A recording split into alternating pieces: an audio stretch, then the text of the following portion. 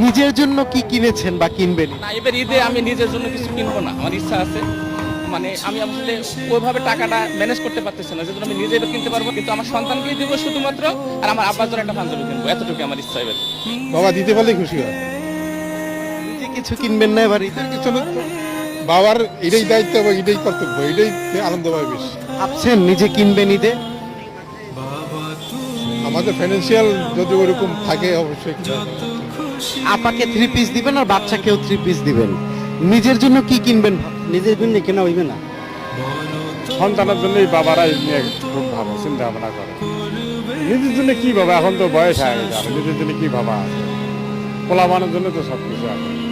বাবাদের ঈদ হয় যখন বাচ্চারা ঈদে বেশি সন্তুষ্ট হয়, তখন বাবাদের ঈদ পরিপূর্ণ হয়ে যায়। বাবাদের ঈদের আলাদা কোনো আনন্দ নাই, বাচ্চাদের আনন্দে বাবাদের ঈদ। আসলে বাবাদের মধ্যে তো মূল চিন্তা হলো যে ছেলেদের, ভাইদের, বোনদের কীভাবে ঈদের খুশি করবে, সেজন্য তাদের চিন্তা ভাবনা থাকে যে ঈদের বোনাস, কাপড় চোপড় কেনাকাটা, এগুলো নিয়ে বাবাদেরকে উদ্গ্রীব থাকে। আসলে নিজের জন্য তেমন ভাবতেছি না, তারপরেও হয়তো বাচ্চাদের সাথে একটা পাঞ্জাবি টুপি হইলে বেটার হয়। এই বাবা তুমি আমার বেঁচে থাকার কারণ।